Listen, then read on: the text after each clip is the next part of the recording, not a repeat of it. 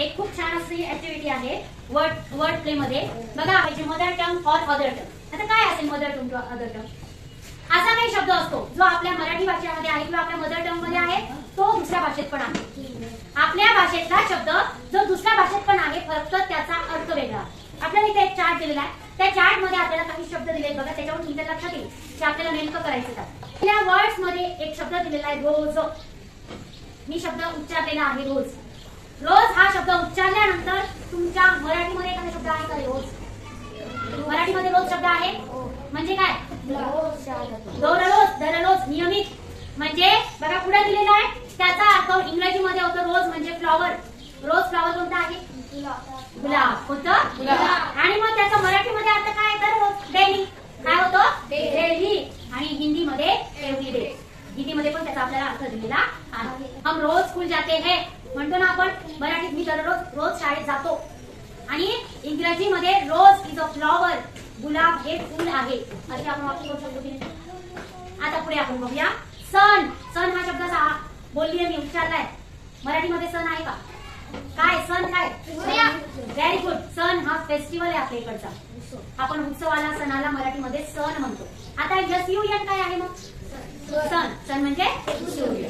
आता पुढचा शब्द घ्या पीस. पीस म्हणजे शांतता. पीस मध्ये म्हणजे काय? शांतता. शांतता. आणि त्याच्यानंतर आपल्या याच्यामध्ये फीदर. पीस आपण पंख जो असतो ना, पंख, पक्षाचा पंख, त्याला काय म्हणतात मराठीत? आणि पीसना है मुझे मतलब क्या? ग्राइंड करना है. मुझे चावल पीसना है, मुझे गेहूं पीसने हैं. पीस. समझ में आ गया? आता काम. काम म्हणजे मराठी शब्द काम. आपण जे काम करतो दिवसभरामध्ये ते काम. मराठीमध्ये तो काम झाला. इंग्रजीमध्ये काम. CALM. काम. आणि मग त्याचा अर्थ सांगितला पीसफुल, शांती, ज्याला इंग्रजीमध्ये काम म्हणतात. आणि मराठीमध्ये कामला आपण जे कृती करतो त्याला काम म्हणतात. आता आपल्याला खाली एक चार्ट दिलेला आहे. हा चार्ट आपल्याला कम्प्लीट करायचा आहे. आपल्याला इथे इंग्रजी शब्द दिलेले आहेत. त्या इंग्रजी शब्दाचा आपल्याला इंग्लिश मधला मिनिंग आणि मराठी मधला मिनिंग दोन्ही लिहायचे. आता इथे पहिला शब्द आलेला आहे बोट. BOAT. कोणता आलाय? बोट. मग बोट म्हणजे काय? जहाज आहे. म्हणजे पाण्यामध्ये एक वाहन आहे. तर आपल्याला रिकाम्या जागेमध्ये टाकायचंय वॉटर व्हेइकल. काय टाकणार आहे तुम्ही? Water vehicle. चला लिहा वॉटर व्हेइकल. पटकन लिहायचंय. आणि मराठीमध्ये त्याला काय म्हणतात? बोटला बोट. हे आपलं बोट आहे ना, म्हणजे फिंगर. काय? फिंगर. आता दुसरा शब्द त्यांनी दिलेला आहे, शेवटच्या रकान्यामध्ये दिलेला आहे. त्याच्यामध्ये मराठी मिनिंग मध्ये त्यांनी दिलेला आहे डॉटर इन लॉ. मग आता त्याचा शब्द काय असेल? डॉटर इन लॉ पण असतं. मग त्याला इंग्रजीमध्ये सून म्हणतात. काय म्हणतात? आपल्या इथे मराठी शब्द सून. सून म्हणजे आपण एखाद्या स्त्रीच्या मुलाच्या बायकोला आपण सून आहे, तिच्या मुलाच्या बायकोला ती काय म्हणते? ही माझी सून आहे. सून हा काय शब्द? पण सून हा इंग्रजीमध्ये वेगळा शब्द आहे. SOON. सून म्हणजे काय? शॉर्टली, लवकर. आय कम सून. मी लवकरच येतो. काय म्हणतो? आय कम सून. मी लवकरच येतो. मग SOON. सून टाकायचे. सेकंड प्रकारामध्ये SOON सून. आणि त्याच्या पुढे काय? शॉर्टली. SHORTLY. शॉर्टली. कळलं का? आता तिसरं रोप. रोप म्हणजे काय? दोरी. रोप म्हणजे काय? दोरी. आपल्या इथे रोपला काय म्हणतात? झाड, प्लांट. छोटे जे असतं त्याला आपण काय म्हणतो? रोप. म्हणजे काय लिहिणार तुम्ही? प्लांट. काय लिहिणार? प्लांट. आता चौथा लेख. आता लेख हा शब्द लिहिता तुम्हाला काय आठवलं? मराठीमध्ये काय आठवलं? लेख. आपल्या मराठीमध्ये आपण मुलीला लेक म्हणतो, हो की नाही? मग त्याचा इंग्रजीमध्ये लेक काय आहे? सरोवर. सरोवर. Very good. त्याला इंग्रजी समानार्थी शब्द आहे पॉन्ड. कळलं का? आता पुढचा नेम. नेम म्हणजे काय? नाव. इंग्रजीमध्ये बरं माहिती. नेम म्हणजे आपण त्याला मराठीमध्ये नाव म्हणतो. परंतु इथं नेम आपण एखाद्या गोष्टीचा ध्येय ठेवणं. ध्येय. माझं नेम येतो. मी आता ठरवलंय माझं एम आहे, त्याला आपण नेम म्हणतो. म्हणजे मराठीमध्ये तुम्ही काय टाकायचं? त्याला एम टाकायचं. काय टाकायचं? एम. पुढचा शब्द आपण बघा मोर. मोर. मोर. मोर काय मराठीमध्ये? पक्षी आहे. बर्ड. काय येतो? पिकॉक. हो की नाही? आणि इंग्रजीमध्ये मोर म्हणजे अधिक. मोर म्हणजे काय? अधिक. आणि नंतर शेवटचा शब्द आहे केस. केस म्हणजे आपण काय आठवलं? केस. हेअर. आठवलं की नाही? पण इंग्रजीमध्ये केस म्हणजे खटला. केस म्हणजे काय? जेव्हा एखाद्या कोर्टामध्ये एखादी केस सुरू आहे, आपण म्हणतो की खटला सुरू आहे कोर्टात, तर तो झाला खटला. कळलं का?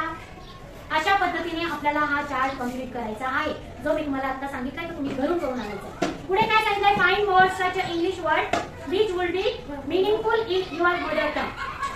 आपल्याला आता असे काही शब्द शोधायचे की जे मराठी पण आहे आणि इंग्रजी पण आहे. आठवा, आपल्याला एखादा इंग्रजी शब्द असा आठवतोय का की त्याचा मराठी पण अर्थ आहे. ते शब्द आपण इथे सुरुवात करणार आहोत. एखाद्याला एखादा शब्द आठवलाय का सापडल्यावर शब्द आठवा आणि सांगा. फुल स्पेलिंग बघा, हिने सांगितलंय वर्ड सांगितलंय फुल. काय सांगितलं तिने? मग आता त्याचं इंग्लिश मध्ये काय अर्थ होतो का? फुल म्हणजे काय? एखादी गोष्ट फुल आहे माझ्याकडे म्हणजे भरलेली आहे. त्याला इंग्रजीमध्ये आपण लोडेड म्हणतो. काय म्हणून? लोडेड. एखादी गोष्ट भरलेली आहे, जशी ही बॉटल फुल ऑफ वॉटर, पाण्याने भरलेली आहे. कळलं का? आता याचं मराठी काय होईल? मराठीमध्ये आपण मराठी अर्थ सांगितलं भरलेला, पण फुल हा शब्द आठवल्यावर काय आपल्याला बोलल्यावर आपल्याला काय आठवलं? फ्लावर. Very good. फुल हा शब्द आठवल्यावर बोलल्यानंतर मला फ्लावर आठवलं. काय आठवलं? फ्लावर. कळलं? पहिला शब्द. आणखी एखाद्या कोणाला आठवतंय का? Bee. Very good. Spelling B double E. Bee म्हणजे काय? बी म्हणजे व्हेरी गुड. बी म्हणजे मधमाशी. बी म्हणजे काय? मधमाशी. याला आपण इंग्रजीमध्ये इन्सेक्ट देतोय. कोणता आहे? इन्सेक्ट. बी आहे कीटक आहे की नाही? छोटासा कीटक आहे ना. आता मराठीमध्ये काय आहे? बी म्हणजे बी आहे का मराठी? बियाणं. सीड. Very good. सीड. चला सीड व्हेरी गुड. टाळा त्याच्यासाठी. सांगा एखादा शब्द. फुल. फुल म्हणजे काय? हा स्पेलिंग सांग. फुल. फुल म्हणजे खेचणे. आता त्याला इंग्रजी समानार्थी म्हणजे इंग्रजी त्याचा अर्थ होतो ओढणे ना. मग त्याला ड्रॅग. काय होतो? ड्रॅग म्हणजे ओढणे किंवा खेचणे. आता फुल मराठी काय? पाण्याहून जाणारा रस्ता. त्याला ब्रिज म्हणूया. काय म्हणूया? ब्रिज. Very good. टाळा. फुलला एखाद्या पाण्याच्या ठिकाणावरून नदीवरून टाकलेला रस्ता, उंच ठिकाणावरून जाणारा रस्ता, त्याला ब्रिज. आता आणखी कोणाला ऐकायचंय का?